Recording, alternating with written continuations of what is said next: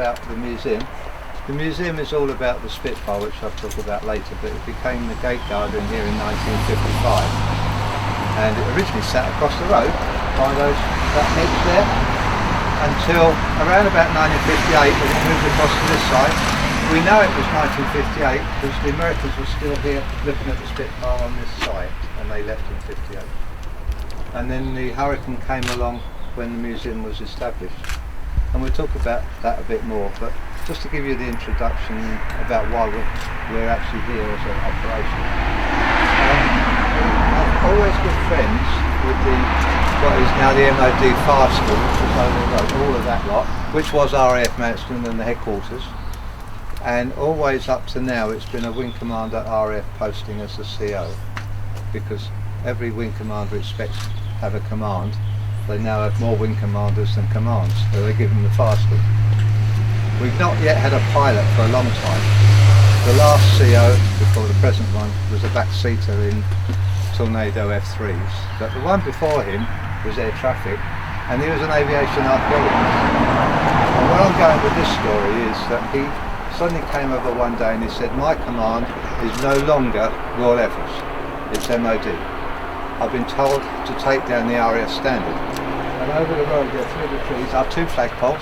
One is now flying the Union standard, and the other one is flying still the Wing Commander's pennant when he's on station. So this Wing Commander said, because we're no longer Royal Air Force, we cannot display, in my opinion, anything to do with the Royal Air Force. And he turned up and he brought his eagle and his motto, and he said, you have it.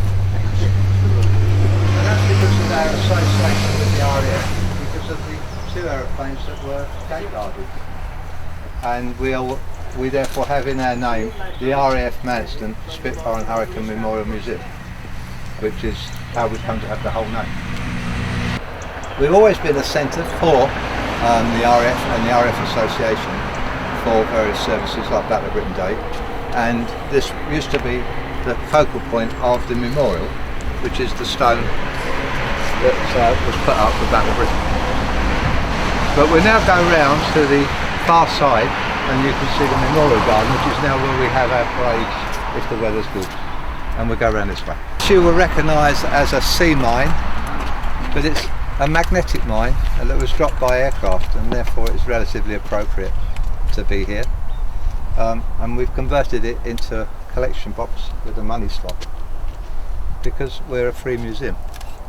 And the whole reason for being a free museum is because we're a memorial museum, and we have a lot of people that will see the names over there in a minute, including the new plaque that Ron has just had put up for his relative. And people come every week to see where their ashes have been scattered at their relatives and come into the museum. We think we shouldn't charge. You can't differentiate between those who are just coming in and those who have a reason to come. So we do rely 100% really on our three income streams. If we don't have a corporate sponsor, I keep asking famous and wealthy people, unless you know anyone at the moment. We're well, yeah, I know. Well, Aidy's just bereft of money, so it's a sub. But our main income streams, primarily, are the donations in the three £1,000 bombs you see scattered around, which are the same as the the Vulcan dropped on Falkland, Paul Stanley in 1982. The whole concept of this memorial garden was that the view over the top of the wall was to the airfield, and at the time, of course, when we put it in, it was an active airfield, and we hope that it soon will be again. The centrepiece, that piece of Kentish ragstone, was donated to us as the first extracted stone from a new quarry in Kent. The wall with the plaques on is for Allied aircrew, so that really means anybody connected with Allied aircrew could have a plaque. And the top left hand one is the new one that Ron Deerham, the Dakota pilot you've just met, had put up on the new course, because we had 10 veterans here about 7 weeks ago, and we were fundraising for putting the top course, which is new, on the wall. And we put an announcement out on Radio Kent, and somebody got to hear about it, and he rang up and he said, whatever you take from the veteran signing, I'll double it. And then he said, what do you want? We said, we're looking for 1,000. We thought we'd be generous. So he said, that's fine. And then he rang up and said, well, how much did you take? And we said 350. He said, I'll make it up to 1,000, and he sent us a cheque for 650. And that's the way that this place has grown. You can see around the trees, the benches, and the blue plaques. Each blue plaque generally has ashes scattered around that area. Particularly poignant is the tree and that black plaque and the bench for Ted Girdler. Ted Girdler was an RAF Red Arrow, and after he finished his time in the Red Arrows and retired as a squadron leader, he said, flying to me is now no longer exciting in the Royal Air Force. And he came down, he set up the flying school over the way. And when he crashed in the sea doing the display at Eastbourne, the family put that plaque over there, and he's always remembered as a local hero. And since then, with the closure of the airfield, we've been trying to get TG Aviation to be able to come back here. They're dispersed at the moment. They've lost all their facilities. They've been dumped on over there and chucked out, even though they had a 50-year lease still to run. And their flying school is now down at Lydd. Just a flying school. They've lost all their aviation engineering, which was a major part of their money. And the steerman is flying out of the grass airfield at Penn Farm, where we used to do the fly with the Spitfire and Hurricane time. The propeller blades we've got either end of the wall are from the Halifax. There's a third one inside. And we have a few bits about bombers in the museum, and I'll talk about it a bit later on. But I'll draw your attention particularly on the wall to the white plaque. I'll go over and we'll tell you a bit. This plaque is really the most poignant of the lot for me, and I'll explain why. But firstly, it shows that we are not just talking about Second World War veterans and their families as a memorial, because this was from March 2003, and I think that was the start of the Iraq War. And the guy, Lieutenant Mark Lawrence, was in one of the two AWAC seeking helicopters that hit each other, one coming into the arc roll and one leaving. And he was the only body that was found, because he was the radar technician on the helicopter. And about a month went by, and then a minesweeper looking over the area for salvage detected metal on the seabed, and they went down, and he was still strapped in his seat and brought up the remains. He lived just over the back at the town of Westgate, which is just on the west side of Margate. But to me, what is so sad really, not only is the same age as my son, but they played together in the Thanet School's wind band. This guy played euphonium, and my son sat beside him playing tuba. And they toured Europe before they left school. And he went in the Royal Navy, and my son went to university at Leeds. And to me, that does say why it's so important that we stay here, because these memories belong here. There is talk about if the airfield gets to reopen in any way, with planes or without, us being moved by the present or new owners. But this is our spot. This is our heritage spot. We know the Spitfire's been here since '55. Marcus. Go down to the left.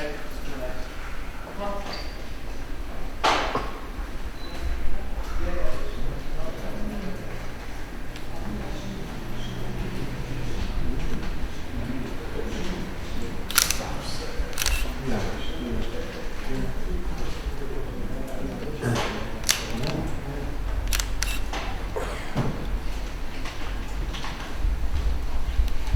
Get around to the other side of the Spitfire, and likewise to the Hurricane, and you'll be able to get up close and see whatever pictures you want to take.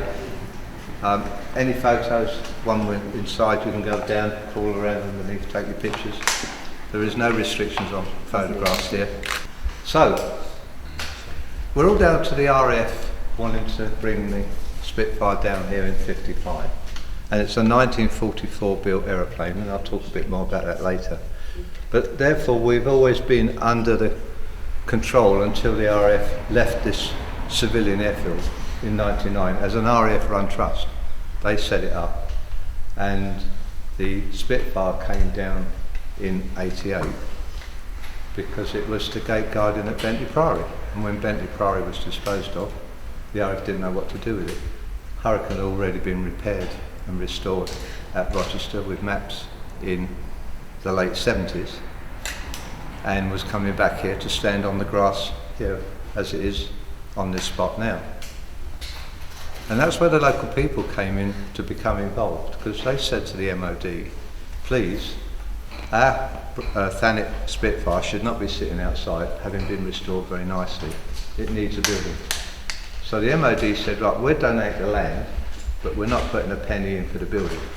So the local people of this Isle of Thanet, which is basically from going down the hill towards Herne Bay or Canterbury or Sandwich, and those marshes were a mile of sea in Roman time. 150,000 people live on this island, and they raised in 1980 £35,000 and built this hall as a standalone hall. The front door was over there, which is now the fire exit, and the Spitfire came in through this window with the wings off and was facing the other way. And they were already standing here on that side, which is now our car park, and why it's gravel with a concrete base in the middle, was the Canberra Bomber, and that was the tie down for the bomber. And on that side, where the Hurricane now is, was a Javelin all-weather fighter. And so the Spitfire came into its hall, and this was opened in '81, and there's a sign above the door, and it was opened by an Air Vice Marshal. So when the Hurricane was then being restored at Rochester, the RAF didn't really know what to do with it, and they thought, send it to Manston. And the local people stepped up again, and they actually raised £100,000 for the Hurricane Hall, and that was opened in 1988. And it was actually opened by our very good friend Vera Lynn. And she was also the guest of honour, along with the widow of an RAF pilot, when we opened the Memorial Garden in 2003. And she often used to come up here and have a cup of tea in the cafe, and she always insisted on a pot of tea and pouring herself. Anybody was here. And she'd sit and chat with us, as I've been here since 2001. She even did me an autograph on a Phantom intercepting a Russian bear, and she just signed to Mark. Really, really nice. So that's why we're here with the buildings. So a bit about the aeroplane. It says here, Spitfire LF Mark 16. Anybody not know the meaning of LF? Low flying. Yeah, low flying as opposed to HF, high flying. And what you're looking at here, because of the LF designation and the clip wings, and we'll talk a bit more about clip wings later, is that this is a bomber. You will not see a Spitfire on display anywhere else, I believe, in the world, with the bombs underneath. This is a Spitfire bomber in the same way as the Northfield Hangar 11 Hurricane is a Hurricane bomber, or Hurry bomb as they call it. And these three bombs belong to this airplane. And there's the mountains that would go under the wing with electric release. It could take all three.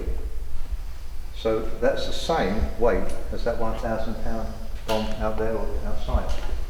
The £500 centre line, and that would go underneath the pilot, a bit like the Stuka, or it would have alternatively that slipper tank down there that would be bolted on. That's not the same as a drop tank, it is bolted on, it cannot be released by the pilot in flight. It effectively means he's sitting on the bomb as well as behind the fuel tank as another bomb. And if it's got the slipper tank on, then it would carry just the two wing bombs at 250 pounds. And we'll talk a bit more about the clip wings in a minute and how the bombs worked when we go around the side. The next thing to talk about while we're here is the engine. You can see it says Packard Merlin. Basically it's because this was built at the Castle Bromwich factory in 1944. We couldn't supply through Rolls-Royce enough Merlins for the demand, and that was before the Mustang switched from the Allison engine to the Merlin. So the deal was done between Rolls-Royce and under license to Packard to make Merlin engines. A bit crap, really. Packard said to Rolls-Royce, "We cannot make the engines from the blueprints that you sent. The tolerances are all wrong." So Rolls-Royce said, "How's that?" And it turns out that they didn't realise that an engine could be started and could sit, like we saw at Duxford, for quite a while, with very little wind, through this tiny radiator, and this is big radiators compared to some, keeping the engine air-cooled, cool. Well, the Yanks decided they'd do the tolerances to their size, and they regularly seized up because they overheated. And that's why you will see no Packard Merlins in the air racing Mustangs in the US today, because they've all switched to Rolls-Royce engines, which are more reliable. But the reason for the Rolls-Royce engines in 43, 44, 45 was because the whole of the Castle Bromwich factory was fitting Packard Merlins, because they also built Lancasters, and they were fitting Packard Merlins in the British Lancasters. So if you think, when you remember back last year when Vera came over, and there was a problem when she had that engine, and they took about 3 or 4 days longer than they thought to switch and put a Rolls-Royce engine out of the stock from the BBMF. We were running Packards in some of our Lancasters because they were built under licence from Avro.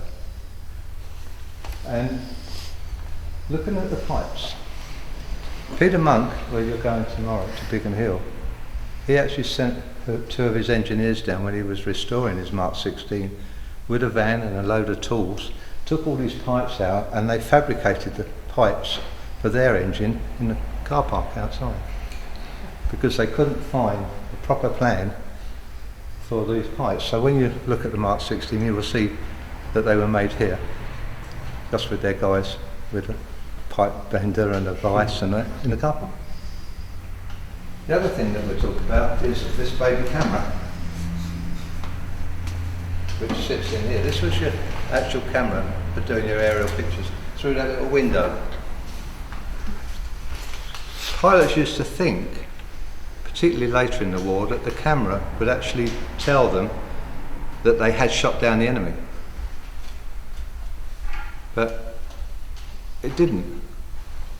And that's partly because you can see there's a gun sight up there where the first Spitfires had the ring sight and the stick with a knob up here, a bit like that gun under the Hurricane wing.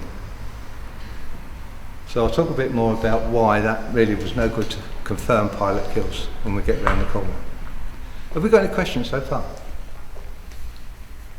Please don't be hesitant. Has there ever been any talk about spending £1 million and getting in the air again?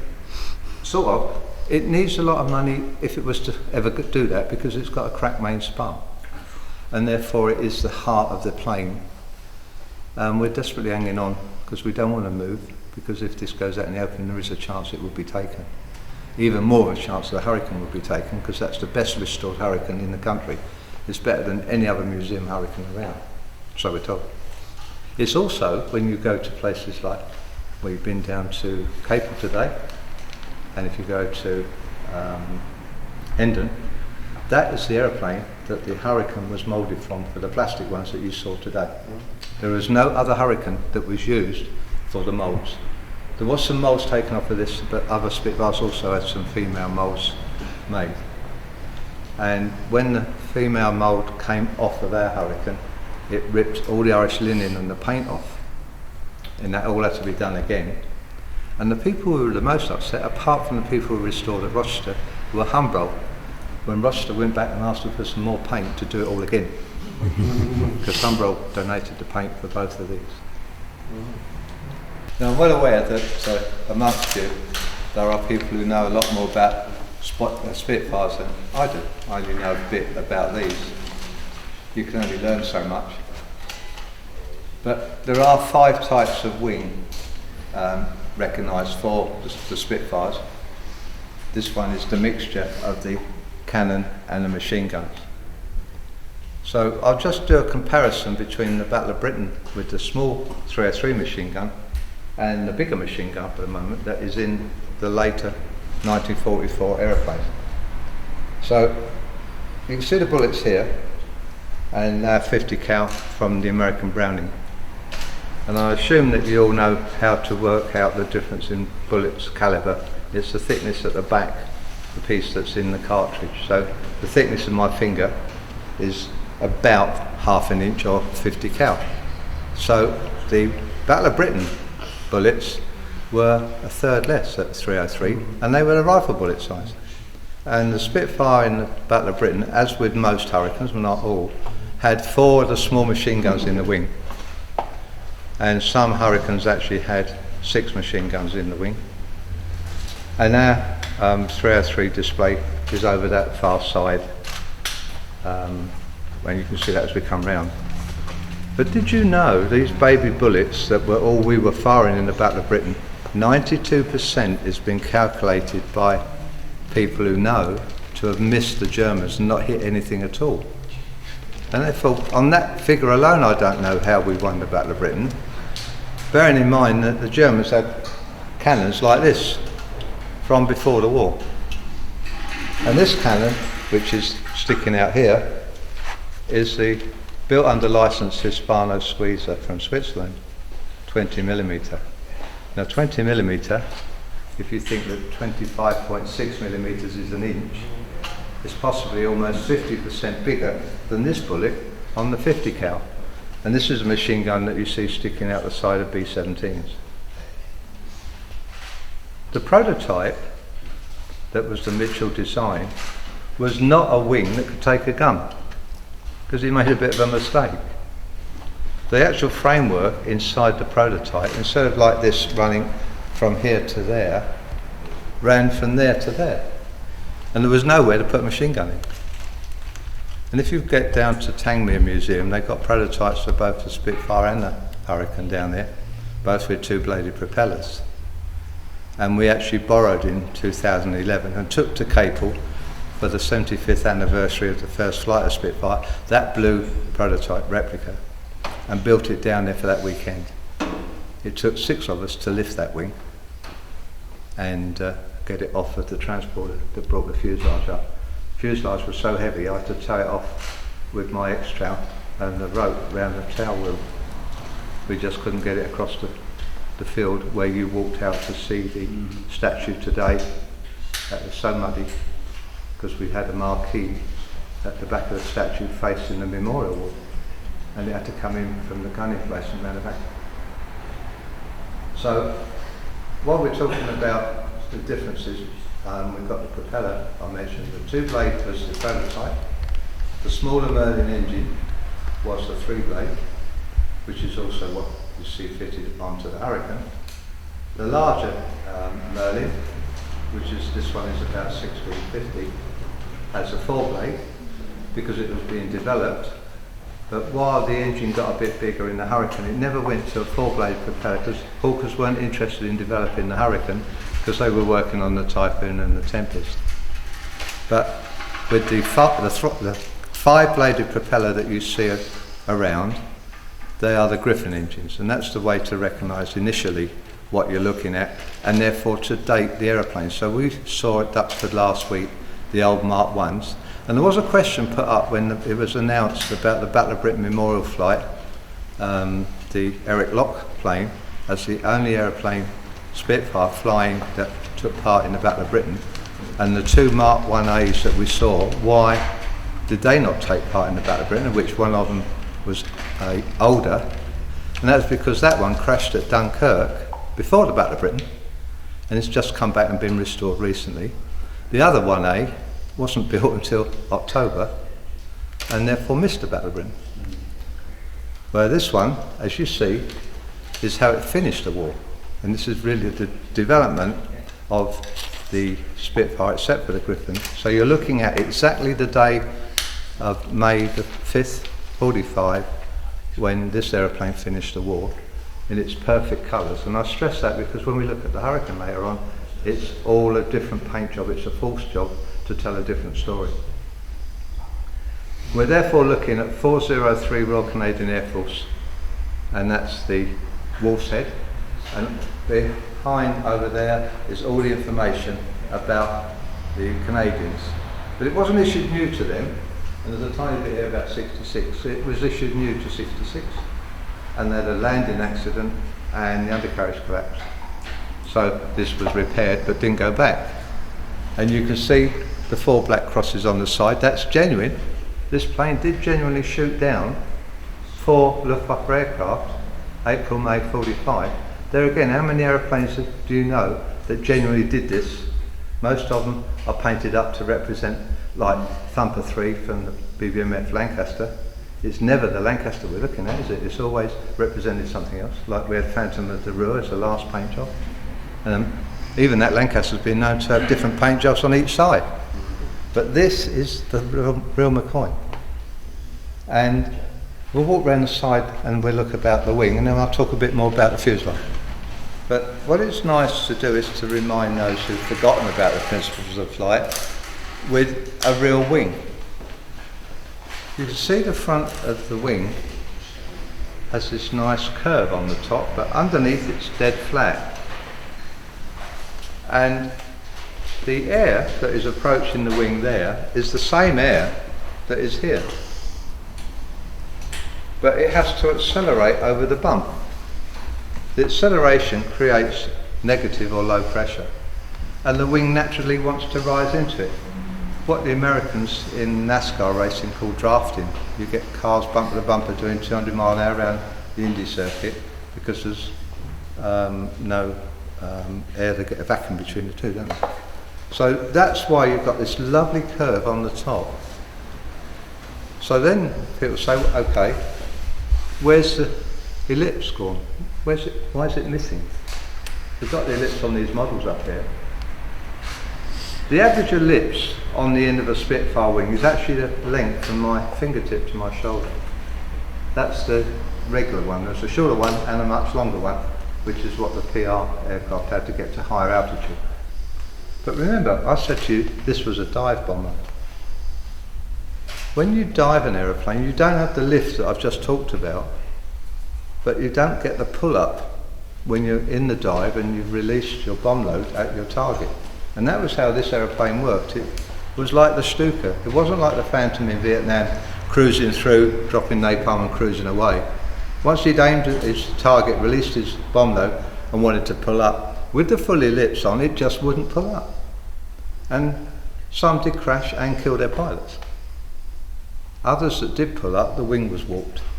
That's not too big a job to switch a wing, but it's a nuisance because it's bolted in underneath that fairing, underneath the black crosses. But it's a fiddle, and it can't go back to fight until that's been done. But this fillet is easy to change. You see, there's only 2 screws. So you take the ellipse off and put this fillet on, and it's effectively like a hot knife through butter. Why does it work? The answer is that every aeroplane's wing end tip between 5 and 7% is in turbulence. And that is true of any aeroplane. And that's why you see on the jumbos now the big flick-ups, which is about 8 feet tall. Or on the new Airbus A380, it's got 2 triangles on the end. Without those triangles, that plane could not fly, because the wing is too short, even with that fancy, what do they call it, dihedral seagull shape. Because it can't be any longer wing, because it wouldn't fit into the airport passenger stations for people to get on and off. So they had to make it a fixed length to fit into the world's airports. And that turbulence then is reduced by the triangles. And that's the same with this. So this would dive, release the bombs, and it would float up and go away. But it could fight. It didn't need the tips to do its low-level combat air patrol against the Luftwaffe, who were coming in the period we're talking about, because this aeroplane was flying and fighting as we approached and crossed the Rhine and into the forests of Germany. And there were very few Luftwaffe around, which is why it's remarkable that it found 4 Luftwaffe aircraft to shoot down and do its bomb load. But what's even more remarkable is, I'll draw your attention to the letters on the side. Now, I'm sure you know that most of the Allied aircrafts, excluding the Americans, had these letters for squadron identification. Like EB is obviously 41 Squadron, FT is 43, KH is this one, 403. But look at the Z, which we would now call Zulu, but the Second World War, before the NATO reporting code, was Zebra. What does that tell you? People who've not heard me give the talk before, what does it tell you? What does the Z indicate? Quite simple, not a catch question. Z is the end of the alphabet, isn't it? So what number plane is this in the squadron? 26. Therefore, it's not a regular plane assigned to a regular pilot. It's the squadron hack. And the plane was set up to fly as a spare for a pilot who got a problem with his aeroplane. It might be broken in for service or won't start on that morning. You've seen the red arrows probably set up and suddenly jump out of one plane and run down and get into the red 10's plane. And that's quite a regular thing, isn't it? And this is it. So we go back to the 4 aeroplanes that shot down, all by different pilots. Because this was a squadron hack, we actually know, and there's a brass plaque on the wall, 15 pilots from this squadron flew this plane. We've got the aeroplane's logbook to say that. And all of them came in 81 when this museum was opened and were in part of the opening service. But even more important to remember is that, again, at that time, by May the 3rd, 45, 4 different Luftwaffe aircraft are represented in the 4 crosses. And there was still some 109s around, and that was a 109G. There was a Focke-Wulf 190. There was a Focke-Wulf 189, which I think is a recon version, or a different plane. And then the last victory was a Heinkel Treble 1 bomber, and that's represented by the picture on the wall, which is called Final Victory, that was painted especially for us by the president of the Guild of Aviation Artists. And that is our copyright to sell. We aren't sure about the VAL, and even if it is an L. The only near that we've come up to sort of deciding what it might be is that a lot of these Canadians were French Canadian, including the squadron leader, Hank Zeri, and they came from Quebec province. And he had a professor in the university whose name was Valerie, a man. And it might be that, but we've got no other idea. Now, please come in and have a look at the cockpit, and I'll talk about the cockpit. Before you do, I'll draw your attention to the fact that people think the Spitfire is all aluminium. That's not true. The 3 moving parts on the tail are all plywood and Irish linen, including the trim tabs that move it within them. And they're made like this, from plywood.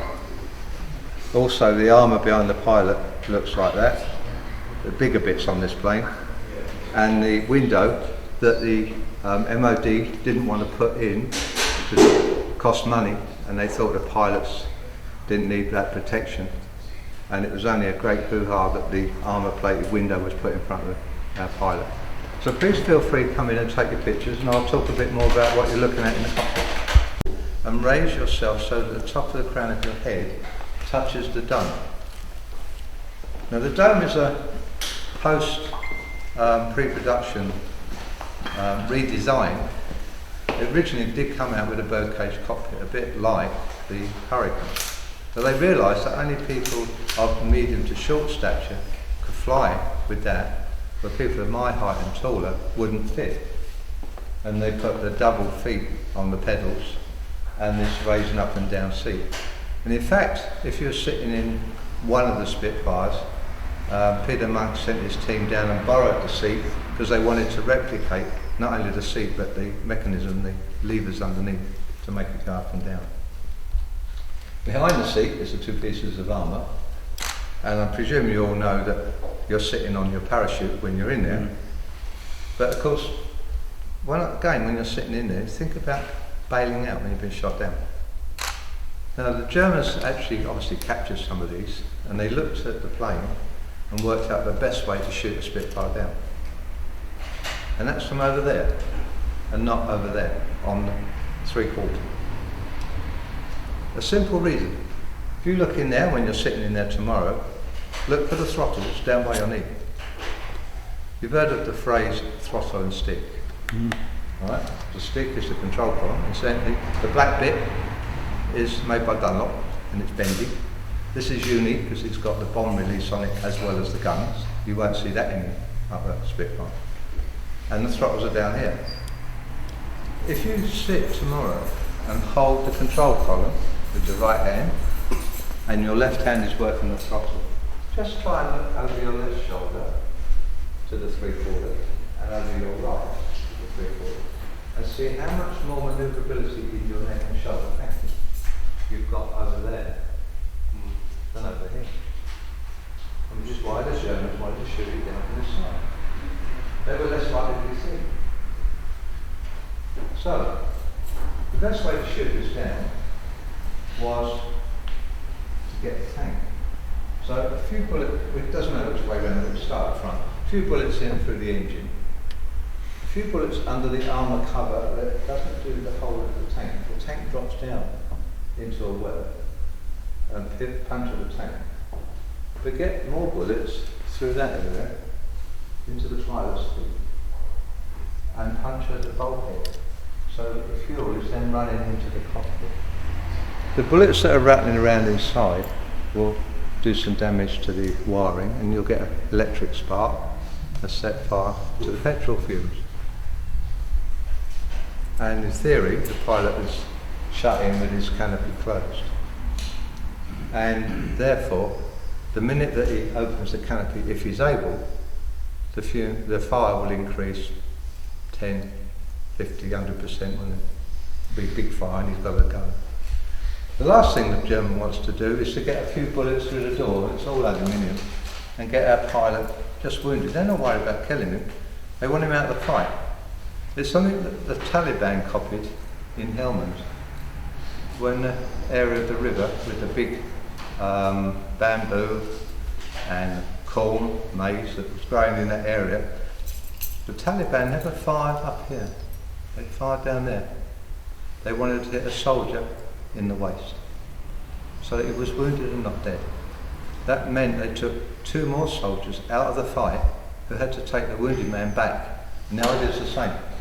Do not let the pilot return to battle if he bows out. You don't want to kill him, not worry about that, because he's not going to be fighting for a long time if he gets out on his parachute. Now I'll do a little thing here just to give you an idea of the canopy and then the problems of getting out. This door has 2 quite strong springs that must have these catches fully retracted. You can only really do it, again when you're in tomorrow, if you can get the door shut, you don't do it like this. It's awkward. It's a right hand across.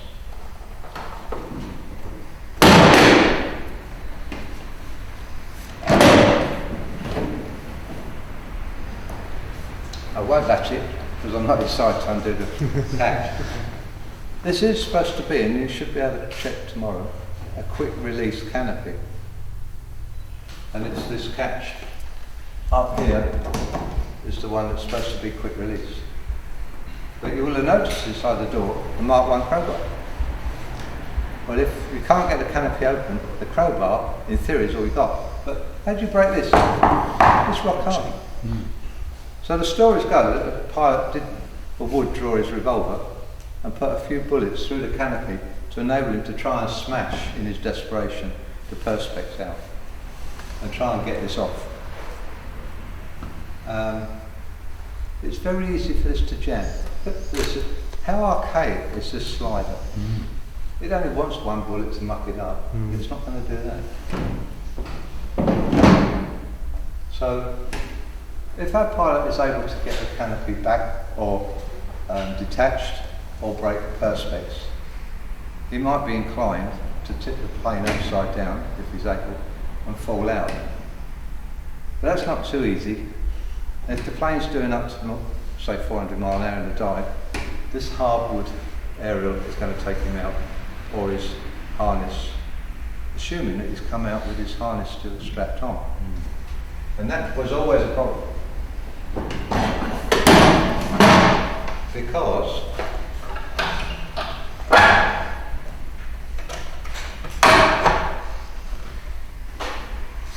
he got two of those. One for his seatbelt and one for his parachute. Very similar. And in your panic, wanting to get out, you could undo the wrong one. Or undo both. And then leave, and the chute doesn't come with you. But if you leave, and you've got your chute, if you tip the plane on its side and you fall out this way, that tail's coming along pretty quick. So the only way to reasonably successfully bail out, and remember you're probably wounded and burnt, is to bang onto there and go that way. How old were these young men? 18 to 22. Yeah. Squadron leaders were 23, 24. Did you know that some pilots and training were told to go to a squadron at a certain base and didn't even know what the squadron was flying? And they turn up and say, "What aeroplanes have you got here?" They would then be shown the plane. If they were lucky, they got 9 hours on the type before they were sent to war. If they were unlucky, they went the same afternoon. So there was a rule of thumb. If you lasted this afternoon, you should last tomorrow. If you last 2 days, you should last 4. If you last 4, you might last a week. If you last a week, you might last 2.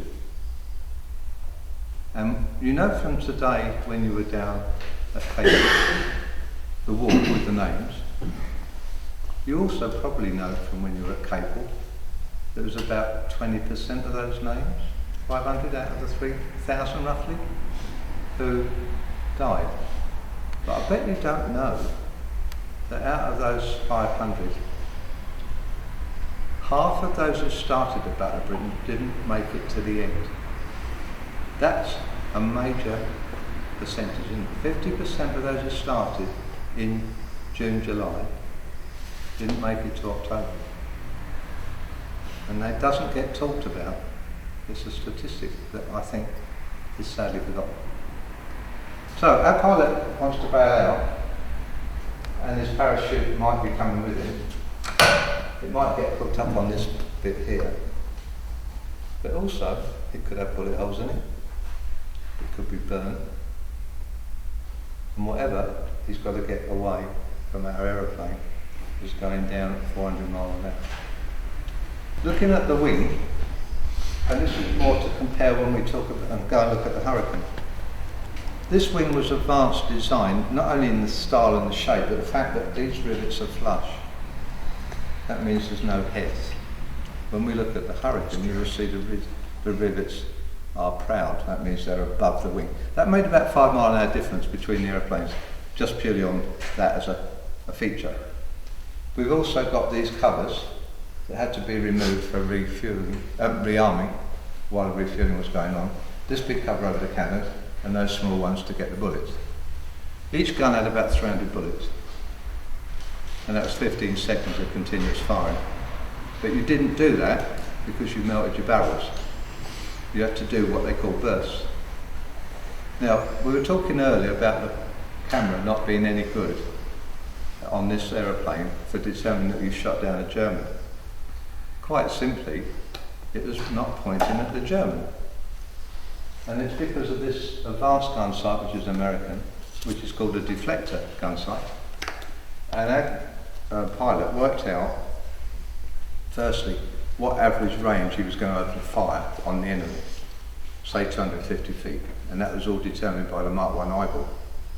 And he did it on the dial. He then worked out on his attack whether the German was going to be going left or right, because he wasn't going to generally come in from the tail. So it was going to be going to the left. He'd set it to the left, and it was just a mirror. And the pilot would then fly against the German through the mirror, and they could see the German through the mirror. But his plane was offset, and if any of you have fired a shotgun at either a real bird or a clay pigeon, you do a deflector sight. And you work out if it's the bird's going from there to there, you fire over there. so that your shot arrives with the bird in the same place. And that's what this did. So therefore the gun sight was never pointing at the German, was it? And as soon as you stopped firing, the camera stopped. It only worked when you were firing your bullets.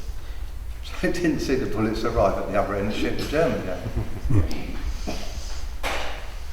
In the old days, they did get a bit more, but not a lot. This aeroplane is TB752, that's what we know it as, and that's the issued number from the war. And you can see, like we were looking at Dark Strip, the numbers. So the Battle of Britain ones had single letters. There's some P's and N's around, aren't there? I think the famous one is N3200. So this one would tell you that it's late war. Give you an idea of the mark as well. Because the further you go, like today we're getting our new Typhoons and our A400 Atlas and Airbus, they've got Z numbers. It's just like car number plates really, that's how you tell. They're always progressive from one to the other.